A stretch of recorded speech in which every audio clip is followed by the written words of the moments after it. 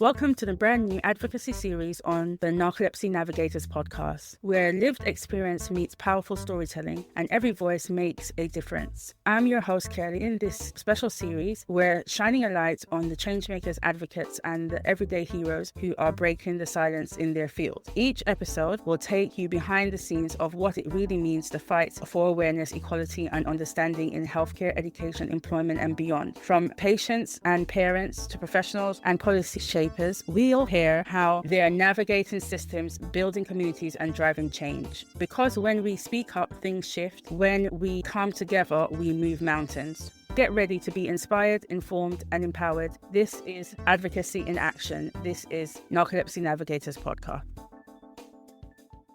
Hi everyone, welcome to Narcolepsy Navigators. I am Kerly, your host, and welcome to Advocacy Series. And I'm Iris, your co-host for today. So today we have Steve Lewis. He is a seasoned brand strategist and product designer with a 30-year track record that crosses music, film, fashion, and food. Steve has been working with icons including Bowie, Aerosmith, and Lenny Kravitz, and brands including Samsung, Levi, and Canon. In 2007, Steve's life took a profound turn when he became a dedicated father, carer, and advocate for his daughter, Bowie. This personal journey ignited a passion for creating positive impact and driving change within the disability community. Steve is the director of Emotions Org, an impact brand driving profits from essential spending to essential mental health programs and suicide prevention. Steve is a seasoned entrepreneur with successful startups in food and technology, from entertainment production to first responders. At the transfer from pediatric to adult care, Bowie said, "Dad, I want to go to my own appointments." This was the catalyst for Steve to create Nabu AI, an advocate for patients to be better informed, better supported, and have better outcomes. This is his story. Welcome, Steve. Welcome, Iris. Steve, how has your week been so far? Wow, it's been a pretty big week. So we met on the other side of the world, and I traveled leaving Amsterdam back to Australia, where I live, and I spent some time with my girls and jumped right back into work on this side of the world whilst my body was still on that side of the world. And so it's hard talking to somebody who's got narcolepsy about being tired and randomly falling asleep. But yes, that's how I feel this week. But I'm super excited, and I'm excited to be here. It was fantastic meeting you at the health conference and the other patients in the Ask the Patients Lounge, which I don't like the word patients, the other members of our community. I like to refer to us as the left side of the ratio community. And that's unique. Yeah, and it was an inspiring trip, and I'm excited to be here. It's been a good week. Thank you. Thank you for coming. And jet lag is real. Embrace it. They say for every hour that you travel, it takes 1 day to recover. So when you travel from Australia to England or from Australia to somewhere in Europe or whatever, that's 26 hours. Yeah. So it should take you almost a month for your body to acclimatize back. To properly recover. Yeah. I won't be going to Australia. No, we should come. We've got all kinds of beautiful things here. Spiders. But I've been nicked by a good spider and hospitalized from that. But oh my God. Yeah, there's a lot of beautiful things here. That's an incentive for me to go. Thanks. I know. Yeah. That's the worst thing to say to spiders. We get big spiders. You get spiders the size of your hand. They're great. Oh, okay. Yeah, that's beautiful. But they eat mosquitoes. Make yeah, I like webs. mosquitoes. There's one at my apartment, and it does a beautiful web, and it's there almost every morning. You have to be careful you don't walk through it. And we've given her a name. Babe, what was her name? What was the spider's name? Eloise? You named it, but oh my God. We already had Charlotte people. Spiders don't deserve names. We had a name. When your girlfriend allows this, okay, that's a very good girlfriend because she's Australian. She'd be upset with me if I hurt the spider. Aussies, they love their wildlife. No, you guys are tough. Yeah, you've got thick skin. Something like that. So Iris, how's your week been so far? Apart from not remembering what day we're hold on. Today's it's Wednesday. Okay. We're halfway through already. It's gone fast. Let's say that. It feels like time's just getting faster every single week, every day. It just goes faster. And you have 24 hours and yet end up doing nothing sometimes. I just don't understand. Maybe that's my narcolepsy. I don't know. No, definitely. I don't think 10 years ago it felt like time was moving so fast. I don't know what changed in the climate or environment. I think we just have information overload every day. I think you also got 10 years older, right? You just had more to do. And if you have free time, you're not bored, you just rest. Whereas if you're younger and you have free time, you're like, fill it. And when you get older, I want to do nothing. Yeah. And it doesn't we feel can't like... wait till we turn 18 and then you turn 18 and you're like, no. Yeah, exactly. How was your week, Kerly? What happened this week? I don't remember. I'm sure I did something productive. Oh, yes. I went to the hospital to see the hand surgeon, and he told me that my carpal tunnel on the right hand is not as bad as the left hand was, so it doesn't need surgery. The left hand had surgery, and the right hand doesn't need it. So he's going to book for me to have an injection instead, which is so that's good. The bad That's news is very that good he news. thinks I've got some type of neuropathy, so that's not good. But at least I don't have to have surgery, so that's good. Yeah, minimally I'm even invasive as possible. I have no idea neuropathy. That's like a load of things. Yeah, I just want to get rid of the numbness in my hands and my feet, and it's just like really crazy. I literally almost hurt myself this week when my foot went numb and I didn't realize, and then I moved forward off the sofa and I almost fell flat on my face because it just gave way. I didn't realize it's like I didn't have a leg anymore. So Is it that the pins and needles that you feel? Is that the yeah, issue? it starts with pins, but Yeah, then it goes completely numb, as if someone could stab you and you wouldn't feel it. So yeah, that's very burning, tricky. yeah. Scary. That's tricky. So, Steve, tell us about you. We'd like to hear your story a little Oh bit. yeah,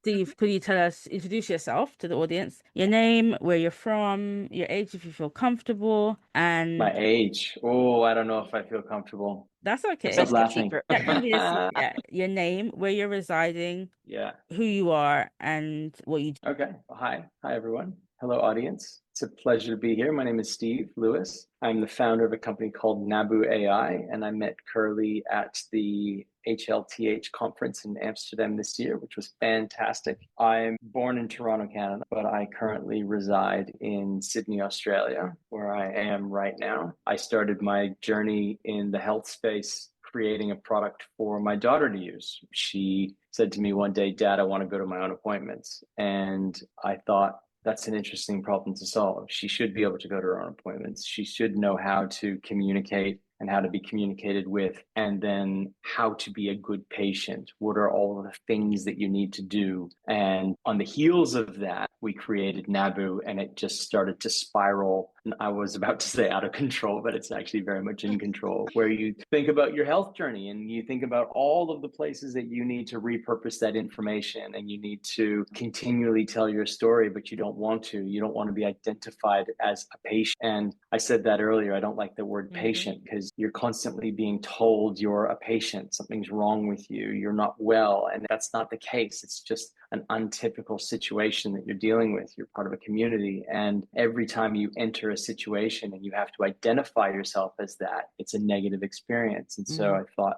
we can do away with that. A little bit of technology so that you don't have to continually explain yourself will go a long way. And so that's where we're at. It's been a real pleasure to travel around. I was in the UK. I got to go to London Tech Week and visit with some folks who have developed some amazing technologies for the NHS. Then I went up to Manchester, and I had never been to Manchester. It was a first for me. Lovely. And it was a sunny day. And they even said, it's like true sunny day. Yeah. I think you brought Australia's sun with you. You took it to Manchester because that's not normal. Their accents even changed when the sun came out, I'm told. Everyone got really nice and pleasant. They get less ghetto. It was great. And NHS had the Confed, and I met some amazing people there, a lot of really passionate people working in the English health system. And then I went down to Amsterdam to health. So it was good. It was great to see some colleagues and friends. Just very intrigued because obviously you mentioned your daughter, but you didn't mention how old she was when she asked you that. So when she asked me that, she was 17.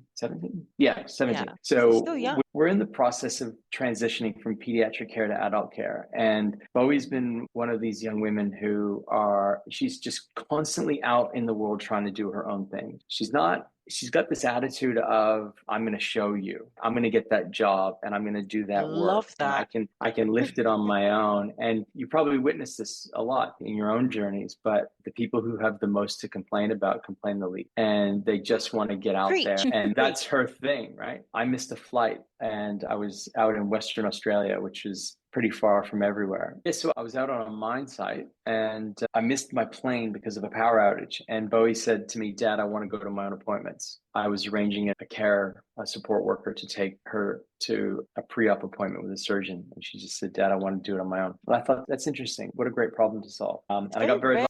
That people want to go alone, especially at that age. She's definitely unique. She's extremely unique. So Bowie's got quite a long journey. Journey started from birth. She was born with some damage from a viral infection in utero. She spent a long time in intensive care. And she's just been battling ever since. She's got lifelong challenges, like many people living with ultra rare conditions. There's not a lot known about what's going on for them. Yeah. And so you just battle through and you get on with life. And she really did teach us that. You can't be defined by what is considered a disability or a chronic illness. You just have to find your way to adapt. You have to find your community. You have to find your abilities, because they are superpowers. And I got to be the lucky person to help guide her on that way. Becoming a carer for your daughter changed your life. What has been some of the most transformative lessons that you think she's taught you? Ooh, yeah, I think every parent can say that they learn a lot from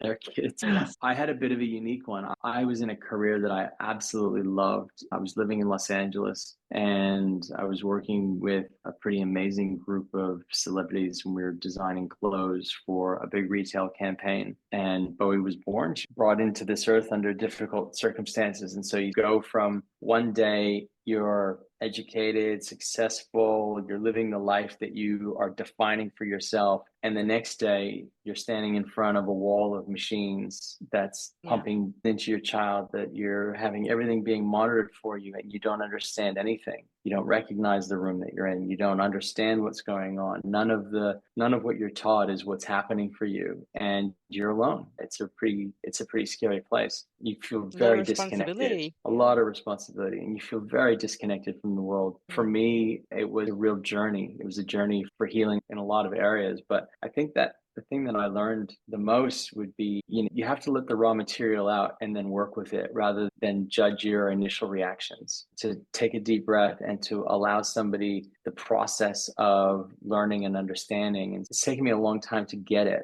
I think in terms of acceptance, and I had to accept a situation. I had to accept the new reality. And I didn't want to accept it. I had to teach somebody to accept circumstances. You have these young children and they're dealing with things that nobody should have to deal with. And there's no reason for them to have to deal with it. And they see the world around them and they see kids running and swimming and effortlessly doing stuff. Bowie's got a beautiful younger sister who can do everything effortlessly. She's popular, she's smart, she's great at sports. Doesn't necessarily put the effort in, but he's watching all of that. And that's hard to watch. Yeah. You have to teach them. And so that thing of not judging those reactions and letting somebody get that out and then helping them through conversation shape the material that's been put on the table in front of them. And I felt like when I started to get it and understand it, it really helped me go through a bit of that healing journey of accepting what was going on and figuring out how to shape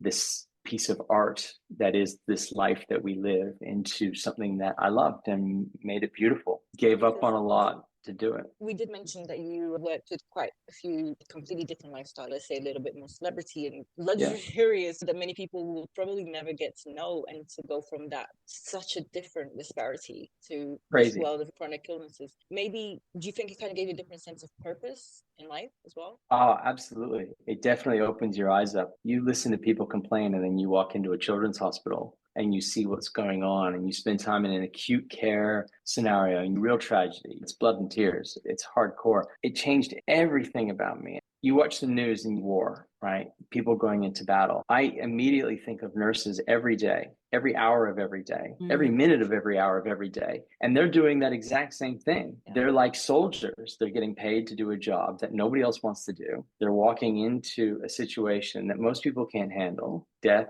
destruction, and it's their job to sit there and keep hearts beating, right? To figure out a way to get in lines and to solve problems. That's other people's tragedy. And it's evened out my thinking in a lot of ways. And not always for the best, right? Like you get pretty numb to certain things and people come at you with a lot of drama and you sit there and you whatever. But you gotta give your social network the benefit of these things and look. And I would say, Jesus, you're whining. Walk up the hill and go read a book to a kid in the cancer unit, and then come back. It's all the time. Language. We relate so much to that because we are from that world, and I'm so glad that you're not even somebody that's with the condition. For you to be able to see that and see how it changes your perspective on life, it's very interesting. Yeah, it was because it was all consuming, and we lived in Los Angeles we didn't have family in Los Angeles. So it was really different. That's how we ended up in Australia. Bowie's mom, she wasn't born here, but her family was here, and we wanted to be around family. So we came back so that the girls could have a life more connected to. It was also, I couldn't do that work anymore. I couldn't do the travel. It was hard for people to relate to me with what we were going through as a family. And it was hard to take a break. And I think a lot of what went into designing Nabu was when people would say, you need to learn to ask for help. You know, I don't know what I'm doing. How can I ask for help? Or unless you are willing to sit with me for a few days, get what this whole thing's all about. How can you help me? Or they say, you need to take a break. You need to take a break. How do I take a break? Every hour, every 30 minutes, I have to do something. And unless you're willing to do that, but people have this idea of health being, oh, you'll just turn to that page in the manual and you'll read the paragraph and it'll tell you what to do. Medicine is an art, not a science. Or it's both, but it's certainly much more art than it is science when you get into those rare conditions. And it's too many people on the right side of the ratio dictating to us on the left side of the ratio what life's all about. And exactly, I they agree. got to stop. Yeah. So for those who don't know or new, what is Nabu AI and how does it work? Nabu is the Mesopotamian god of wisdom and literacy who created writing. And what I wanted was I wanted Bowie to have the ability to walk into an office, deliver her history, handle the admin, and take all of the notes from a meeting with her doctor without having to do any extra work and without having to struggle. And what Nabu turned into when we started to build it properly was a single source of truth for your medical journey that didn't require anyone else's subscription, license, activity. Your doctor has to do nothing different in that conversation, or your occupational therapist, or your family who are supporting you. And they can get all of your health information, your care plan, any way that they can support you, you can deliver that. That's in your control. So much of our health information exists in different places, be it the insurance company, the pharmacist, the disability scheme that we're part of in our whatever social setup you have in the country that you're in,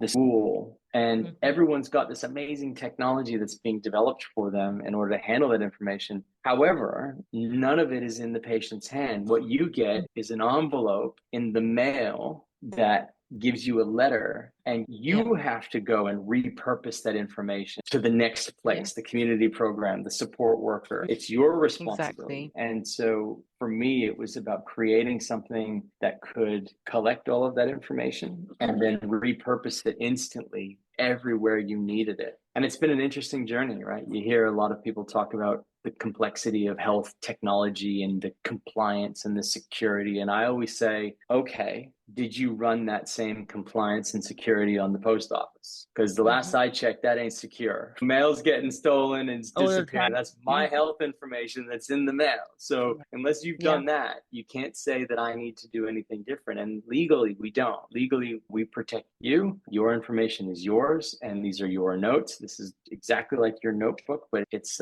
searchable. It's dynamic. You can ask it questions, and it can tell you what your providers need you to know. And the big mission became, okay, what makes a great patient? What's the biggest problem in health? Because it's not the system, it's the patient. I'm the biggest problem in health. I didn't do what I was supposed to do. I didn't take the medicine I was supposed to take. I didn't show up when they scheduled an appointment, and I cost the hospital $300-400, sometimes more. Those are the biggest problems in health. And so if I could create something that reminded you not when and where you needed to be somewhere, but why you needed to be there. Why are you going to these places? Why are you doing this stuff? Because that will make you a better patient, and that will give you a better relationship with your provider. That was the mentality around creating something. It's interesting you say that, because what I got from the app, like that for me, that is obviously somebody with narcolepsy, that would be the most useful due to our symptoms like brain fog, automatic behavior. It's that communication with your doctor that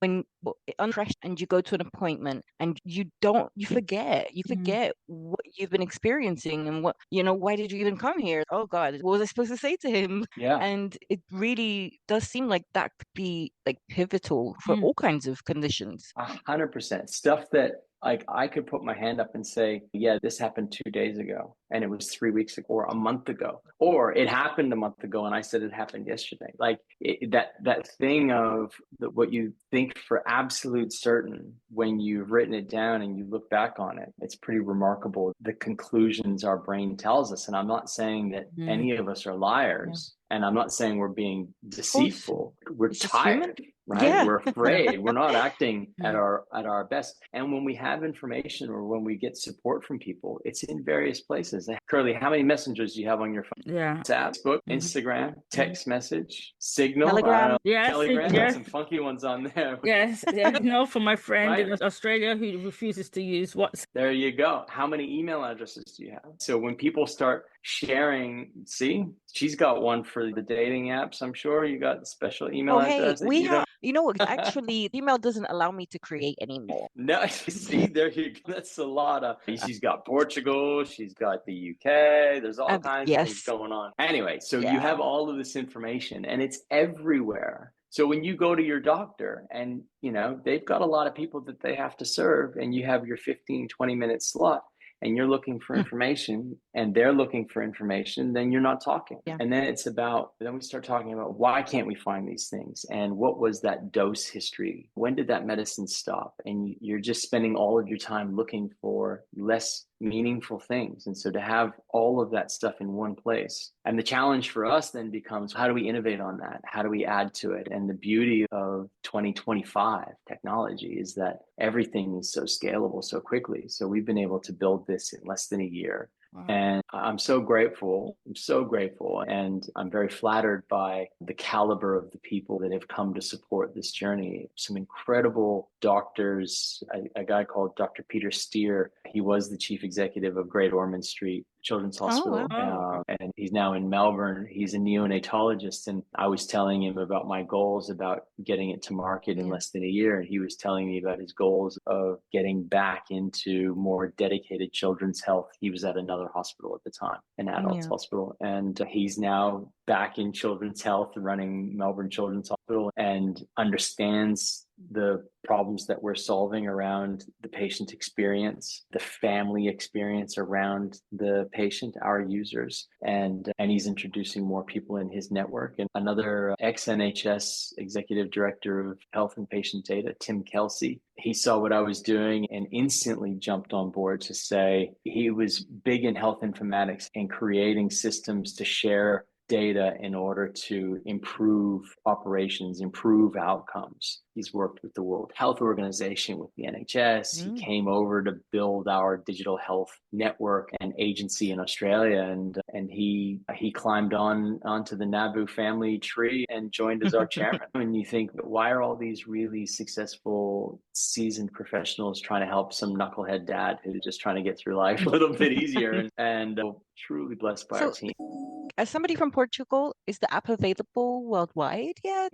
It will be. Stand by. Give me 5 more email addresses, and we will be coming to that side of the world. So we're in the process now of running some pilot programs. We're qualifying all of our impact on the system, and we're not waiting for that to all be wrapped up. That's going to take a year to run these pilots. But in the next few months, we'll start to put it into the app stores for iOS and Android. That first product, that advocate product. And then we've got a whole program around community education and a few clinical pieces in our product roadmap. But really excited about getting out there. I'm really excited about coming back. I've actually never been to Portugal, but I've been invited. We have Web Summit here. We have a lot of stuff here. So you've got a very epic surfing wave, I'm told. Aussies love to surf, and they talk about Nazaré. You need to go there. Waves like astronomical. Yeah, they are. I've been invited to a barbecue. Apparently, you've got some epic barbecues in Lisbon. We have the best food. Just in general. Best food. I grew up in the UK, and Lisbon is beautiful. And we have a lot of a big startup community now, especially in Algarve and Faro. There's a lot that you could do here. We need apps like that because we have hardly a lot of investment in health tech. Yeah. Let me ask you then. You both have been asking me a lot of questions. Kerly, when you've been coming up in your life and your journey with health, what's been the biggest frustration when it comes to dealing with support workers or dealing with your family around communication? Does this resonate with you? Yeah, 100%, especially the fact that everything is so separated into different things. I always get frustrated with the fact that when you go to the dentist or you go to the opticians, it's separate from the rest of your body. I don't understand why. Like you go to the ER for every other part of your body, but your teeth and your eyes is something different. And so if something goes wrong with those things, then they don't send the information back to the GP. They keep it to themselves. So that you have to go to get a printout and take it to them. They don't update them.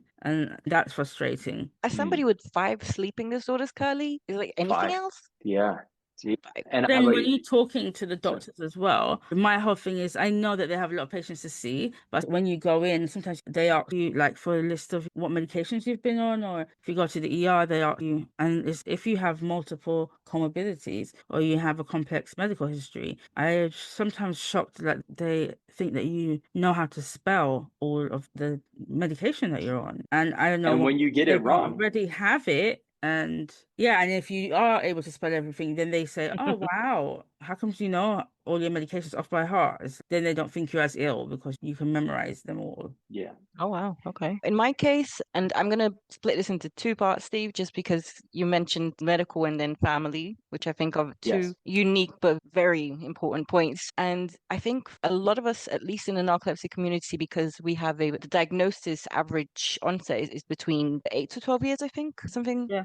Like I was diagnosed at 28 and I believe I've had narcolepsy since I was 15. And one of the things that we really would love to change, and is the biggest frustration for, especially for a lot of us that have been diagnosed for a while now, and we continue to see it time and time again, and it's people are diagnosed and they have no idea what kind of condition they're walking in. They have no idea Yeah. of the expectations of how their life's going to change, of what it means to have that condition. And I think that gives leeway to a lot of the mistakes that you could make that are avoidable. And Yeah. especially I had a bad experience, and I think a lot of that could have been avoided if I had been given just a little leaflet saying, hey, welcome to narcolepsy.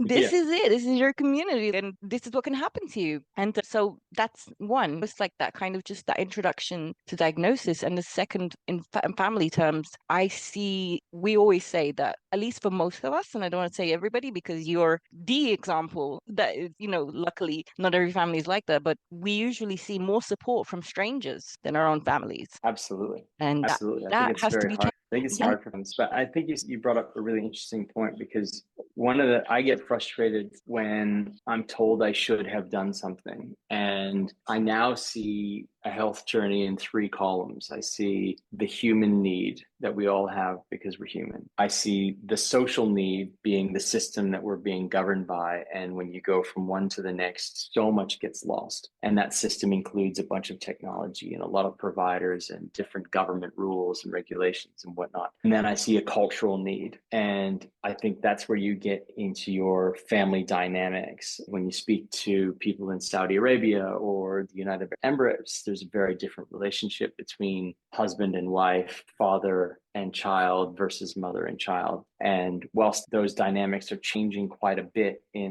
as the years go by, and there's a lot more transparency, I think that there's a lot of that residual knock-on effect culturally that becomes quite challenging for people, especially when all you want is help, especially when you're the one who you feel like you can't speak up because, one, you're sick of hearing your own voice, sick Yeah. of talking about Tell me about it. And the thing that I got was people didn't want to hear what I had to say. People, as woke as we are, Yeah. mostly woke when it comes to social media. We are like, when you ask somebody, I always joke with English people that English people ask if you're okay 3 times. And at no point in asking those, you all right? How you going? You all right? You okay, Yeah, mate? good. You don't actually want to know. That's just asking, saying hello 3 times. As soon as you start saying if you're struggling, if you start saying you're having a bad day, very quickly people start to shuffle on down the road. Yeah, because you're crazy. What caused you? Or it's depressing and they don't want to face it, or they don't want to think that's what life is really like. So you slowly find yourself isolating because you don't want to burden people. And I recognize that. And Bowie would apologize in the night, and it was heartbreaking. And you just think, how do I take this on? And you can see where families don't understand, and you don't want to continually be the one to have something extra. It's interesting. What inspired you? Because you were in a completely different industry. What inspired you to just really leap into health tech and start something? When we started Nabu and I started to show it around, ground, I really struggled digging back into this world where you don't realize how cracked you are because there's just been pressure on you. It's like an egg that's cracked, but you keep pressure on it and you can't see the cracks. You take the pressure off, it cracks. And I'm now at a point where transitioning from pediatric to adult services, you're retelling a lot of that story. You're getting the old frustrations coming back because it's all new people and they don't get it and they don't believe, or they didn't get the instructions that you spent 8 hours of interviews with because they've got a process and a system. You think, oh my God, this is such a waste of time. And you're now wasting more of my time. Yeah. And I was in a meeting with Dr. Peter Steer, who's at the Children's Hospital, and I was getting a little bit emotional. And he said to me, your true calling is where your great gladness and the world's deepest needs meet. And it's a quote from a theologian named Frederick Buechner, who was talking about your true vocation. Vocation is your profession, but vocation comes from the word voca, which is your calling. Yeah. And he said that quote, said, where your great gladness is where the world's deepest needs meet. And really struck me to the ground, that one. And what he was referring to my love of my child, everything that my family had been through to achieve this outcome, a well-balanced, beautiful young woman who's determined to make her place in the world. And I think that's what every parent wants for any of their kids, but it's certainly what I wanted. And it was a real turning point to say, not only am I going for it, but I'm going for this with hyper speed.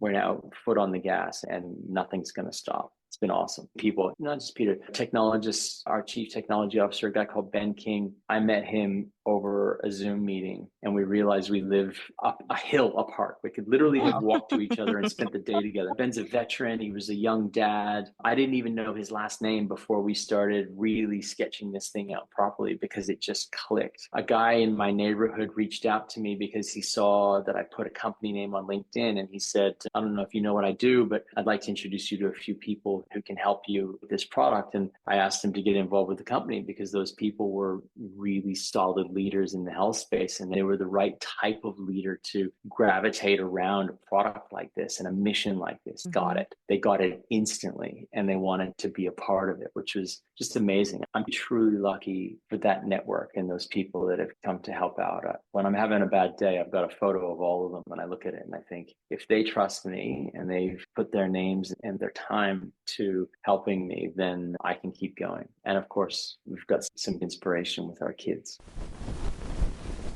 That's really nice. Steve, I wanted to ask you, did you have experience in tech before you started this? Like you'd done some courses or you just happened to be good with computers or good with that? I'm not the computer. Nobody lets me touch the important tool. Okay. That's Kerly, yes. No, I just clicked the link. How do you start a tech then into? That's what's fascinating. My world has been about solving problems, and my world has been about relationships between a product and its user, be it a musician and things that they create and how to enhance that relationship and how to package it and how to tell it authentically. And I had been involved in developing other products that were technology. I'm not a technologist, but I'm a solutions guy to say that's too complicated. It needs to be designed like this. I'm not a graphic designer, but I think visually and I can get the bulk bits down enough to then work with people. And I think the idea of being what I've been told, I'm a polymath. So I'm good at a bunch of things and I'm a master of none of them. That's the best these days. But they let me do the talking. And what I think where this really resonated was the ability just to think in terms of in really basic building block steps of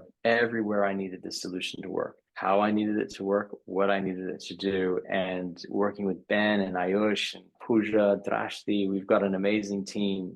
And Nilkanth, I can't forget anyone now because I've said some of their names, but we've got an amazing group of people and advisors who have really schooled me on what happens at the clinic, what needs to happen for all of their expertise in technology and health technology, clinicians, impact people as well, Belinda and the impact side. Really bringing that intel into every part of our product has been my mission. I feel like I'm a conductor. I don't play the instruments, but I play the instruments. I don't press the keys, but I play the instruments. That's a really good way of describing it, actually. Yeah. Because I was just wondering, I think it's very unique because you're not a patient yourself. And I think for me, that's what makes it even a bit more special, because where do you go to, if you're not obviously a patient yourself, to know exactly what do the patients need? Yeah. Do you speak to them? Do you contact them? Do you just talk to your daughter? Like, how did you go about it? All of the above, right? You want to listen to everyone's experience. And I'm really excited now that we've got the foundation in place. I'm really excited to come back to you and Kerly and say, okay, people living with narcolepsy in Portugal and the UK, talk to me. If you're to type narcolepsy into that chronic conditions box, how would you structure your communication? How would your notes become? Because Nabu is designed to be quite dynamic, to restructure itself based on what you need it to do. It's your advocate. Yeah. It's not like you see a lot of the health trackers, right? It's the same thing. Your Apple Watch. I like the Oura Ring because I feel like it cares about me. The Apple Watch just says you close your rings. You didn't close your rings today. You need to walk more. You need to stand up. You need to sleep. It's like the German of the health trackers. I think I want Nabu to be more of that caring, more fluid type of advocacy to help you with what you need. And that's the next step of our development, to bring in that side of things based on multiple conditions. So if you've got more chronic things that you're dealing with or different challenges, it will cross-reference care plans and distill out the information that you need, not leaving you to search the World Wide Web of everything, but to help you really refine that so that you're not constantly looking. I think I just wanted to actually tell you, just for one experience I had, that obviously, because I've lived with narcolepsy in 3 different countries and 2 different continents, it's really funny because if you go to the UK, I had already been diagnosed with narcolepsy when I was here in Portugal, but the UK does not accept diagnosis from other countries at all. So it doesn't matter if you have it, doesn't matter who diagnosed you, you have to be diagnosed by us. Start again. Yeah, and I think that's something it's very interesting when you talk to these apps, because maybe there could be hopefully one day a worldwide standard that could encompass all of the different chronic illness, and says, hey, you know what? This person has been diagnosed. Here's her certificate, and it's valid everywhere. Yeah, and that's what's being worked on, like these sports, and I'm hoping that we can be part. We're working to integrate our national record information, and we would do the same in the UK. There's an API into your national health record. And so if we can achieve that, we can make it easier to travel. I think more initially, you asked the question around, am I a technologist and how did I design it? I just went step by step through my problem to say, what are actually my biggest pain points? Because it's not tracking my health information, it's communicating with my partner. It's that thing of being hounded for the same things over and over again when you don't have time. So how do we then put the solution in place for those things? And then we can get into the system stuff, right? I was talking to somebody about, a technologist, about Nabu will generate a script for you if you have to call emergency. What should you say based on your condition if you call 911? Or I don't know the number in the UK, but in here, 999 or 999. So here's a script, right? So you know what's coming in, and they say, "What? That's not going to work because it's got to be compliant. It's got to be this." And if you think an emergency doctor cares about that, they just want to know quickly. Where do I need to? Where do I need to look? Spend 36% of their time researching. I think it's interesting because we actually had a friend that had an experience that could have been solved by the app, because she had a cataplexy attack, which is obviously part of narcolepsy type 1. And I think, right, Kerly, she had the bracelet, I think, that said, I have narcolepsy with cataplexy. Or a necklace. She had something on that had the sign with the snake, the health. Yeah, and they not only did they see it, but I don't think they realized what cataplexy was. They treated her, they gave her, I think, something like they gave her Narcan because they thought she was ODing. Yeah. And it's the worst thing you can do to somebody with cataplexy. Imagine an app that actually, not only for us to be able to explain, but if we're not in a position to be able to speak, which cataplexy does that for me, it takes my voice away, is the most helpful thing, to have an app that can actually just speak for me. Yeah. Absolutely. And that's part of it. You think in terms of people who are living in a country where they don't speak the language, to be able to easily translate. I've heard stories of people who got who were given the wrong medication, and it ended up going very badly for them to avoid, and that's because they had the wrong language, right? So to be able to just communicate those basic needs out where you're not having to constantly do it, that's a huge support for people. Yeah, I think AI is definitely key. It's completely changing everything in the tech world, not just how travel, industry, everything. And it's an amazing opportunity that good to grab onto. Could change our lives a lot for us patients. I still can't prompt ChatGTP to do anything, but not anything useful that is. But I've got some colleagues that absolutely love it. There's a guy that I work with on as part of my other company, and he's always telling me about his prompting and the stages for prompting. And I think, wow, that's me. That's Iris. Iris has a spreadsheet, Steve. If you want a copy, there's a whole spreadsheet. With all the AI tools for free, like 600. Well, Jesus, fire it away. I'd love to see it. I'd love just to see it. I'd love those spreadsheets. I will fire it away. I don't mind. I love AI. I think we're experiencing a revolution. Okay, so then let me ask you this question. What's your favorite app on your phone? Oh, no, that's not fair. Wait, AI app? Fair. Any app. What's your favorite app? Kerly, what's your favorite app? I'd say ChatGPT is the one I go to the most, and then Spotify, and then Instagram. GPT and Google Drive. There you go. Yeah, probably LinkedIn and Notion. Oh my God, I love Notion. Oh yeah, she's obsessed with that. Notion. I like it. Yeah. Notion is amazing, especially since AI. Oh, I love it. I'm going to download Notion. I don't have that app. Haven't found one that compares yet. Oh, yeah. Not Asana, not Trello, none of them compare. I always just use Google Docs, but I'm going to try Notion since it's your favorite. And maybe one day my app will be our app, I should say. You will adore it because like work, life, everything is in Notion and it governs my life. It knows everything. If I could just click it with ChatGPT and connect it, then I'd be great. It governs my life. You know what? I'm just delighted nobody said Slack because... No, I hate Slack. Oh, sorry. Sorry, Slack. But I don't like you. No, we like. It's the way that it communicates, like Discord. I never understand Discord. I think it's a generational thing maybe, and Slack is the same. It confuses my head. Yeah. But we do rely a lot on AI ever since it came out. And I think especially for us with this type of neurological chronic condition, it's really vital because it enhances your productivity. And one thing we don't have is energy. Yeah. You know, apps are everything. Anything to help optimize and make sure that obviously safety is also a big issue there. Really I was actually going to say because that must be a very delicate, and obviously you have to have a lot of compliance data and questions. And how do you even go about the safety part of an app like this? Protect people? So making sure that when you onboard a support worker, and we can do it in Australia, we're talking about a solution in the UK. When you onboard a support worker, it does a background check, it does a driver's license check, a police check, checks their credentials for working with people with disabilities. That's an important feature for me. Everyone in our community has been through enough, and you never want to have those horrible things happen. Yeah. Making sure that accounts and information is encrypted, not only when it's stored, but also in movement. And all of our team are fully employed. There's two-factor authentication for our team to be working. If anybody's tapping into information, flags go off that somebody's accessing personal information, and it locks them out. So we've got protections in place against that.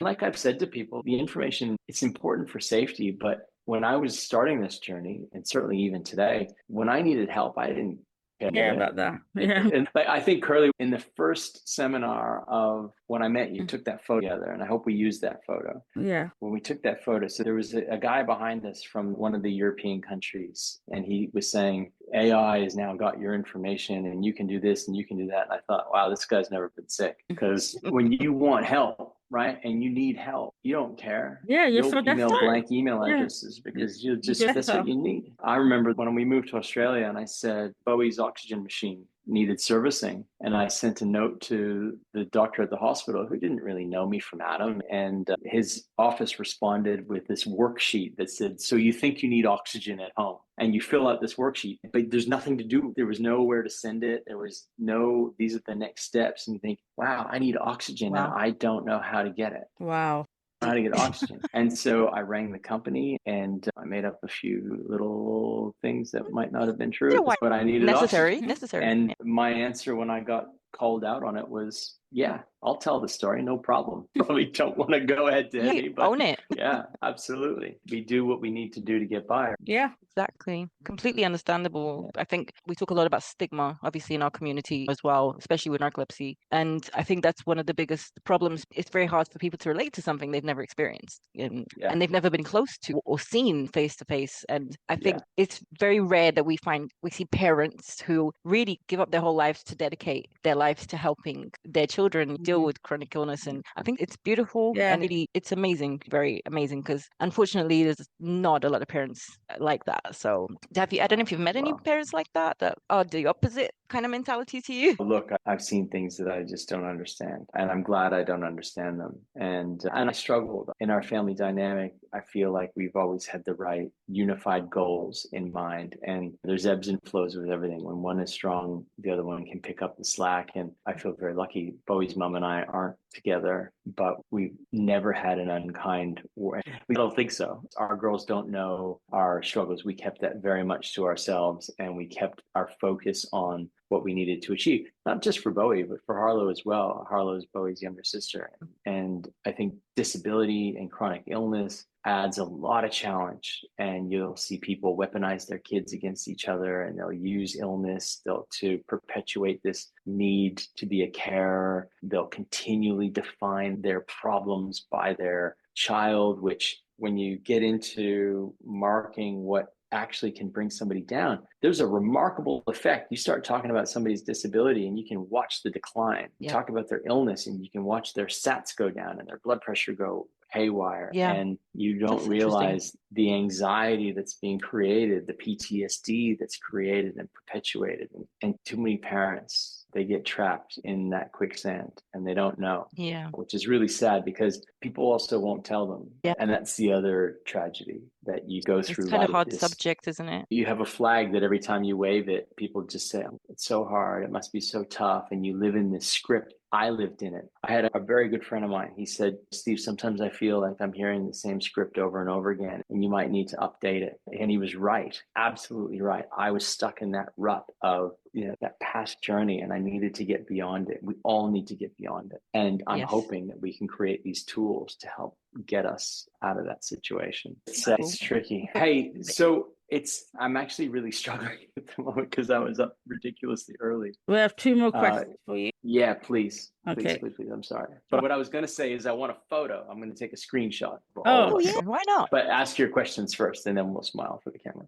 What gives you hope right now, especially in the world of health tech and empowerment? Yeah, in the world of technology, what gives me hope is people. Because you hear about all of the challenges in health, right? You hear about insurance companies posting record profits while practitioners are closing their doors because they can't afford to stay open. You hear about all of this amazing technology that's been invested in. None of it seems to account for the hardest parts of the day for the people who are on the actual front line. And then I went to the NHS conference and I started meeting a lot of people in the UK, and I heard how passionate they are about providing. And I know that it's difficult, but when you see that en masse with people, it's really inspiring. And I went to the United Arab Emirates and I met a woman called Anju who's working at a place called the Al Noor Center. And I want to find the description because they don't use the term disabled, they use the term determined for determined people. Now, how awesome is that? Right. Love and that. surprising, like it's in the UAE, and I cannot wait to go back there and spend time They with are her. very forward. A woman last night in a meeting about a neurotechnology who has a daughter with a very rare condition, who went out and adopted a boy who's got the same condition because that boy was abandoned and they knew that they could care for that child. She chose that. Like we live in a world that people wouldn't choose what we've got. Yeah. She chose it. She chose it. And that's so inspiring. There's so many people out there when you hear the stories. And that's why I love this idea of podcasts, because you can meet people. And what gives me hope is that there are still humans running healthcare. And I just seem to be continually meeting some really great ones around the world. And I'm blessed. What gives you hope, Kerly? That technology is increasing. So yeah, new medicines are coming out, greater minds are coming out. Maybe they will be able to make something that's going to be actually helpful in the everyday, day-to-day life. Yeah, absolutely. And Iris, what gives you hope? I'm gonna go with Curly's answer because I'm not as hopeful as she is. But yeah, I agree with you, Curly. I'm from different worlds, so I've seen how the UK works. I've been here in Lisbon and I lived in Angola for 6 years. It's a bit harder to be hopeful because you know that some parts you're hopeful for them. Other parts of the world, unfortunately, when are they gonna get it? Yeah. So yeah, and yeah. So the final question is, make it a doozy. What's one thing you wish more people understood about invisible rare condition?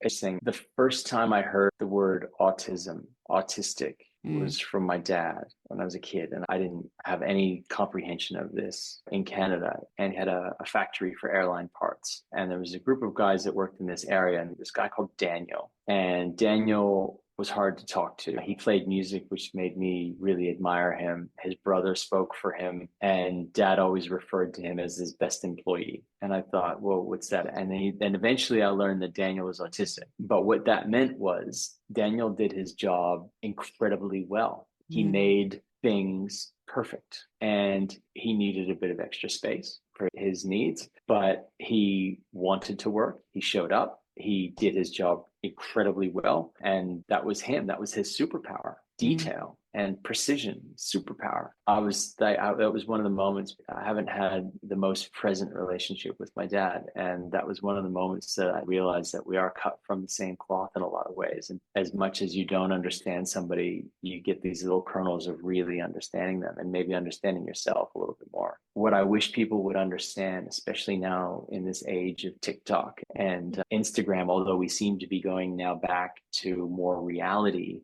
is that there are these superpowers in everybody, and society is made up of all things: colors, sizes, shapes, abilities, creativity, rigidity, all of it. And it's a puzzle, it's tapestry that works together. And if you take a component out, like the environment, you take one thing out of the cycle and it doesn't work properly. And we're continually taking things out of the cycle and then complaining that it doesn't work properly. We're not realizing that's it. And I admire, like, you look at the Jewish community, and I know there's a lot of political struggles out there right now, but I look at a lot of the programs here in Sydney that are really inclusive come from that family mentality of everyone's got a place, and we need to really harness that. And that's one thing I wish people would have their eyes open to, how to bring people into the world and give them purpose. Look at somebody and help them get purpose, inspire. We can all do it.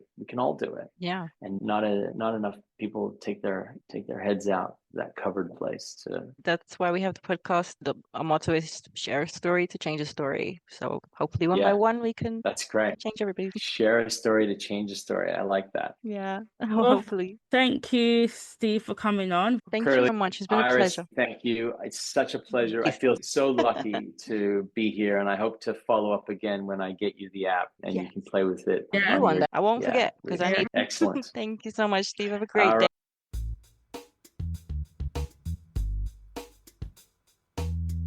Narcolepsy Navigators is produced by a team of volunteers working for the Naps for Life CIC, which is a non-profit group dedicated to improving the lives of people with sleep disorders through community action. You can help grow our podcast and join our sleep disorder support group by visiting the website www.napsforlife.com. If you or someone you know has a sleep disorder and would like to share your story on Narcolepsy Navigators, please email us at narcolepsynavigators@gmail.com. You can also support us by donating at the website. Happy napping, everyone.